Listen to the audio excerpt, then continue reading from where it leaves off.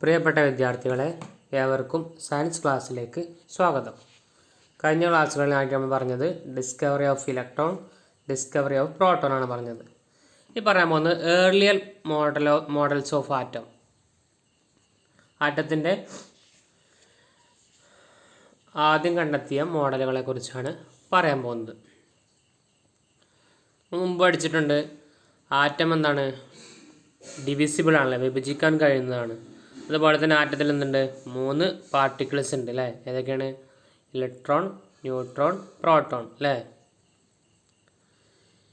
എങ്ങനെയാണ് ഈ ഈ സബാറ്റോമിക് പാർട്ടിക്കിൾസിനെ അറേഞ്ച് ചെയ്തിട്ടുള്ളത്?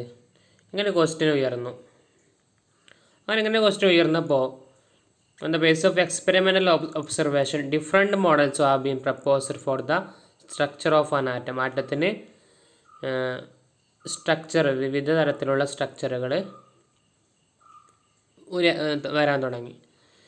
In this section we will discuss 2 such models. 2 models നമ്മൾ പഠിക്കാൻ പോകുന്നത്. ഒന്ന് തോംസൺ മോഡലും ഉണ്ട്, റുദർഫോർഡ് മോഡലും.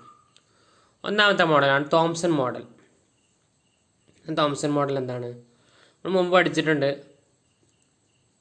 എല്ലാ മാറ്ററും എന്താണ്, ആറ്റങ്ങൾ കൊണ്ട് നിർമ്മിച്ചതാണ്. അതുപോലെ തന്നെ ആറ്റം എന്താണ്, ഇലക്ട്രിക്കലി ന്യൂട്രൽ ആണെന്ന് മുമ്പ് പഠിച്ചിട്ടുണ്ട്. അതുപോലെ having discovered electron as a constant of atom, ആറ്റത്തിൻ്റെ ഒരു ഘടകമാണെന്ത്, ഇലക്ട്രോൺ എന്ന് കണ്ടെത്തിയിട്ടുണ്ട്. Thomson concluded that there must be an equal amount of positive charge present in atom. ആറ്റത്തിൽ തുല്യമായ പോസിറ്റീവ് ചാർജുള്ള ഇലക്ട്രോൺ ഉണ്ടെന്ന് അദ്ദേഹം കണ്ടെത്തി. On the basis he proposed as a model for the structure of it. അങ്ങനെ അദ്ദേഹം ആറ്റത്തിൻ്റെ സ്ട്രക്ചറിന് പ്രപ്പോസ് ചെയ്തു.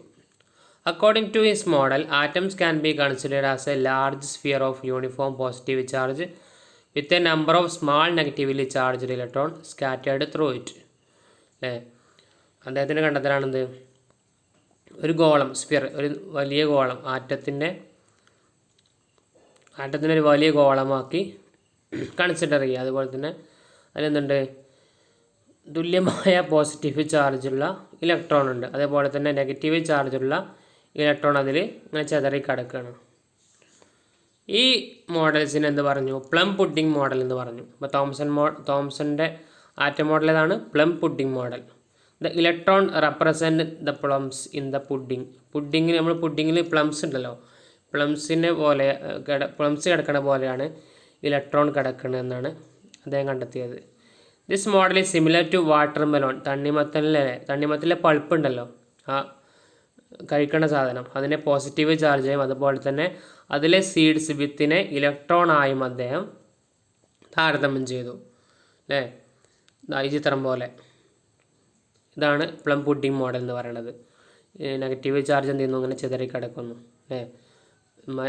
ബാക്കിയുള്ള സ്ഥലത്ത് പോസിറ്റീവായിട്ടുള്ള ചാർജ്, മനസ്സിലായോ, ഇലക്ട്രോണാണ്, നെഗറ്റീവ് ചാർജുള്ള ഇലക്ട്രോണ് അവിടെ ചിതറി കിടക്കുന്നത്. ഓക്കെ, ഇതാണ് തോംസൻ്റെ പ്ലം പുഡിംഗ് മോഡൽ എന്ന് പറയുന്നത്.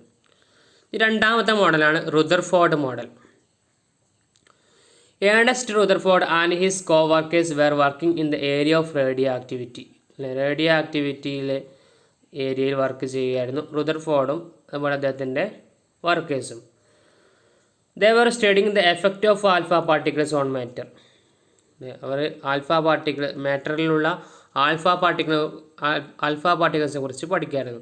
The alpha particles are helium nuclei which can be obtained by the removal of 2 electron from the helium atom. Helium ആറ്റത്തിൽ നിന്ന് 2 ഇലക്ട്രോൺ നീക്കം ചെയ്യുന്നതിലൂടെ ലഭിക്കുന്ന ഹീലിയം ന്യൂക്ലിയസുകളാണ് ആൽഫ കണങ്ങൾ.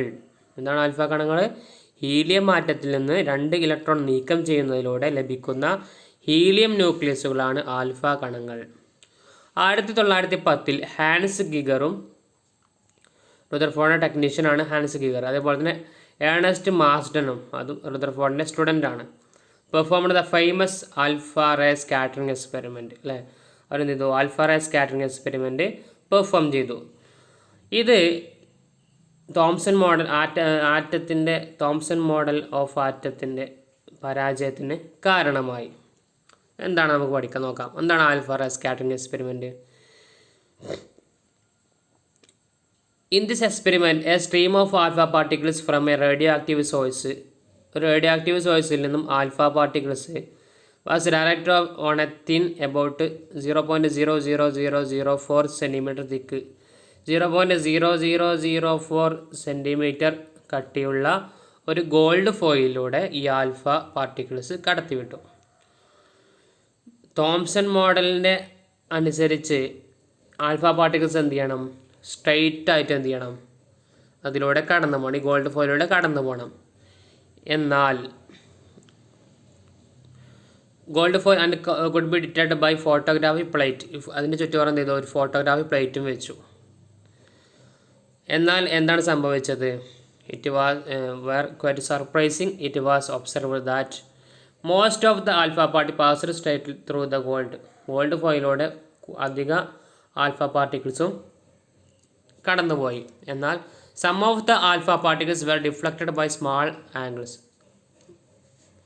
ചെറിയ വ്യത്യാസത്തിലൂടെ ചില ആൽഫ പാർട്ടിക്കിൾസ് എന്ത് ചെയ്തു? അതിൽ നിന്ന് വ്യതിചലിച്ച് പോയി, നേരെ പോവാതെ അതിൽ നിന്നും വളഞ്ഞു പോയി. A few particles were deflected by large angles, കുറച്ച് പാർട്ടിക്കിൾസ് എന്ത് ചെയ്തു? വലിയ എമൗണ്ടിൽ തിരിഞ്ഞു പോയി. അതുപോലെ തന്നെ 12,000 പാർട്ടിക്കിൾസിൽ നിന്ന് ഒരു പാർട്ടിക്കിൾസ് എന്ത് ചെയ്യും? അത് തിരിച്ചു വരും, അവിടെ തട്ടിയിട്ട് ഗോൾഡ് ഫോയിൽ തട്ടിയിട്ട് തിരിച്ചു വരാൻ തുടങ്ങി. അപ്പോൾ ഇത് തോംസൺ മോഡൽ ഓഫ് ആറ്റത്തിൻ്റെ പരാജയത്തിന് കാരണമായി. കാരണം തോംസൺ മോഡൽ എന്താണ്? നേരെ സ്ട്രേറ്റ് ലൈനിൽ കടന്നു പോകുന്നതാണ്. ഇതാണ് അതിൻ്റെ ചിത്രം കൊടുത്തിട്ടുണ്ട് കേട്ടോ, നോക്കിയാൽ മനസ്സിലാവും അല്ലേ? ഒരുപാട് പാർട്ടിക്കിൾസ് നേരെ പോകുന്നു, ചിലത് എന്ത് ചെയ്യുന്നു? Most of particles are reflected, പിന്നെ ചിലത് എന്ത് ചെയ്യുന്നു? തിരിച്ച് റീബൗണ്ടായി വരുന്നു അല്ലേ? This result of alpha ray scattering experiment were explained by Rutherford in 1911 അല്ലേ? 1911 റുദർഫോർഡ് എന്ത് ചെയ്തു? Another model of the atom was proposed, മറ്റൊരു ആറ്റം മോഡൽ പ്രപ്പോസ് ചെയ്തു. According to Rutherford model an atom contains a dense and positively charge region located as its centre. ആറ്റത്തിൻ്റെ central ഒരു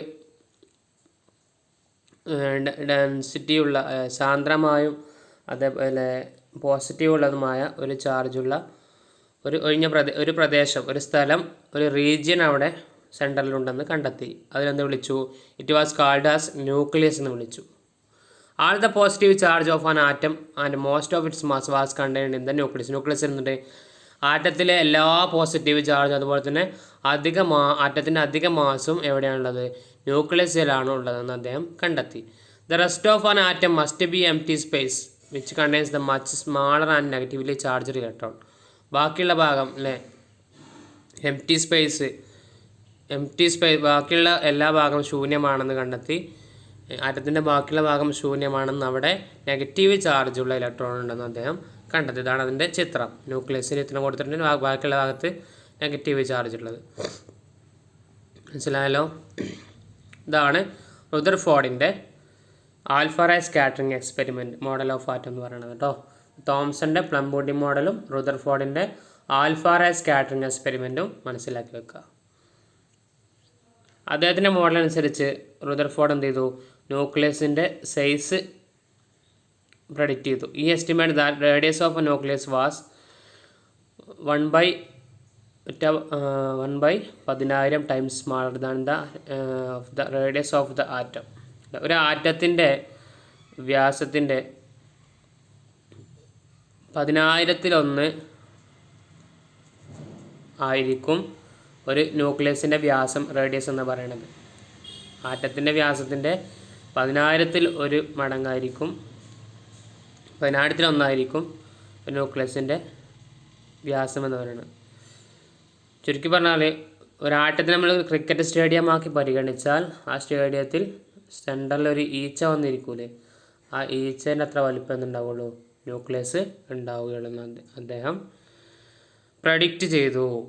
ഇത്രയാണ് model of atom. തോംസൻ്റെ മോഡലും തോംസൻ്റെ plum pudding മോഡലും റുദർഫോർഡിൻ്റെ alpha ray scattering എക്സ്പെരിമെൻറ്റും. Okay, അതിൻ്റെ indexed questions ആണ് നിങ്ങൾ എഴുതുക. നമുക്ക് അടുത്ത ക്ലാസ്സിൽ ഡ്രോബാക്ക് ഓഫ് റുദർഫോർഡ് മോഡൽ പഠിക്കാം. Okay, thank you.